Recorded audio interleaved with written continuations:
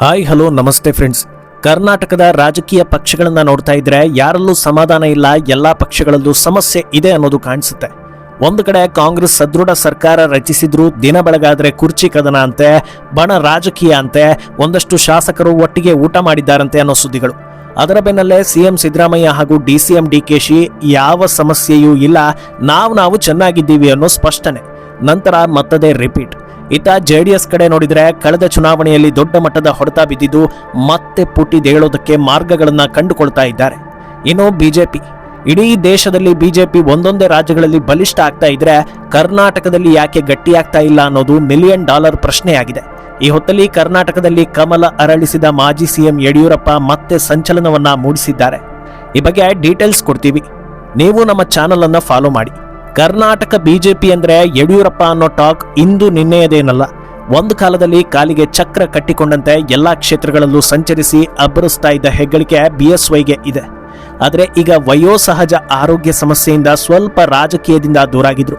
ಇತ್ತೀಚೆಗೆ ತಮ್ಮ 84ನೇ ಹುಟ್ಟುಹಬ್ಬವನ್ನ ಆಚರಿಸಿಕೊಂಡಿದ್ದ ಅವರು ಅದರ ಬೆನ್ನಲ್ಲೇ ಮತ್ತೆ ರಾಜಕೀಯದಲ್ಲಿ ಆಕ್ಟಿವ್ ಆಗೋ ಸಿಗ್ನಲ್ ಅನ್ನ ಕೊಟ್ಟಿದ್ರು. ಈಗ ದಾವಣಗೆರೆಯ ಹೊನ್ನಾಳಿಯಲ್ಲಿ ತಮ್ಮ ಭಾಷಣದ ವೇಳೆ ಅವರ ಕಡೆಯಿಂದ ಬಂದ ಸ್ಟೇಟ್ಮೆಂಟ್ ಒಂದು ಸಂಚಲನವನ್ನ ಸೃಷ್ಟಿಸ್ತಾ ಇದೆ. ಮಾಜಿ ಸಚಿವ ಎಂಪಿ ರೇಣುಕಾಚಾರ್ಯ ಅವರ ಜನ್ಮದಿನ ಕಾರ್ಯಕ್ರಮ ಫೆಬ್ರವರಿ 28ರಂದು ಹೊನ್ನಾಳಿಯಲ್ಲಿ ನಡೆದಿತ್ತು. ಈ ಕಾರ್ಯಕ್ರಮದಲ್ಲಿ ಭಾಗಿಯಾಗಿದ್ದ ಬಿಎಸ್ ಯಡಿಯೂರಪ್ಪ ತಮ್ಮ ಬೆಂಬಲಿಗರಿಗೆ ಟಿಕೆಟ್ ಘೋಷಣೆ ಮಾಡಿದ್ರು.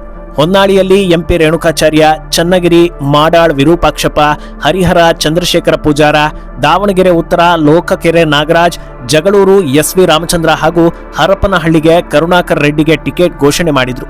ಇದು ರಿವೀಲ್ ಆಗಿದ್ದೇ ತಡ ನಾನಾ ರೀತಿಯ ಚರ್ಚೆಗಳಿಗೆ ಇದು ದಾರಿ ಮಾಡಿಕೊಡ್ತಾ ಹೋಗುತ್ತೆ. ಈ ಸಂಬಂಧ ಪ್ರತಿಕ್ರಿಯಿಸೋ ದಾವಣಗೆರೆ ಬಿಜೆಪಿ ಜಿಲ್ಲಾ ಮಾಜಿ ಪ್ರಧಾನ ಕಾರ್ಯದರ್ಶಿ ಶಾಂತರಾಜ್ ಪಾಟೀಲ್ ಈ ಬಗ್ಗೆ ಆಕ್ರೋಶವನ್ನ ಹೊರಹಾಕಿರ್ತಾರೆ.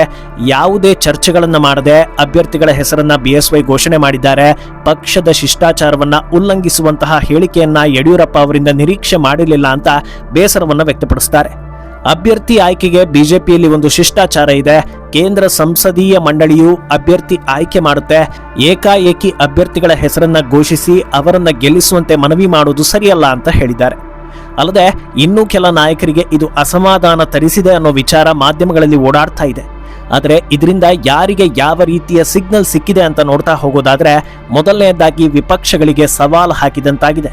ಯಾಕಂದ್ರೆ ಹಿಂದಿನ ಎಲೆಕ್ಷನ್ ನಲ್ಲಿ ಹಿನ್ನಡೆ ಆಗೋದಕ್ಕೆ ಬಿಎಸ್ವೈರನ್ನ ಸಿಎಂ ಸ್ಥಾನದಿಂದ ಇಳಿಸಿದ್ದು ಒಂದು ಪ್ರಮುಖ ಕಾರಣ ಆಯ್ತು ಅನ್ನೋದು ದೊಡ್ಡ ಮಟ್ಟದಲ್ಲಿ ಚರ್ಚೆ ಆಗಿತ್ತು.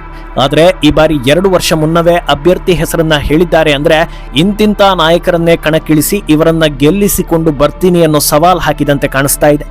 ಈ ಬಾರಿ ಚುನಾವಣೆಯಲ್ಲಿ ಹೈಪರ್ ಆಕ್ಟಿವ್ ಆಗಿ ಪಕ್ಷವನ್ನ ಅಧಿಕಾರಕ್ಕೆ ತರ್ತೀವಿ ಅನ್ನೋ ಸವಾಲ್ ಹಾಕಿದ್ದಾರೆ ಅನ್ನೋ ಸಂದೇಶ ವಿಪಕ್ಷಗಳಿಗೆ ನೀಡಿರೋ ಬಗ್ಗೆ ಕೂಡ ಚರ್ಚೆ ಆಗ್ತಾ ಇದೆ. ಇನ್ನೊಂದೆಡೆ ಇಡೀ ಕರ್ನಾಟಕದ ಎಲ್ಲಾ ಕ್ಷೇತ್ರಗಳ ಬಗ್ಗೆ ಚೆನ್ನಾಗಿ ತಿಳಿದುಕೊಂಡಿರೋ ರಾಜಕೀಯ ಮುತ್ಸದ್ದಿಯಾಗಿರೋದ್ರಿಂದ ಇಂತಿಂತ ಕ್ಷೇತ್ರದಲ್ಲಿ ಇವರನ್ನೇ ನಿಲ್ಲಿಸೋದು ಸೂಕ್ತ ಅನ್ನೋ ಅಭಿಪ್ರಾಯವನ್ನ ಹೊರ ಹಾಕಿದ್ದಾರೆ ಅನ್ನೋ ರೀತಿಯಲ್ಲೂ ಕೂಡ ಇದು ಚರ್ಚೆ ಆಗ್ತಾ ಇದೆ.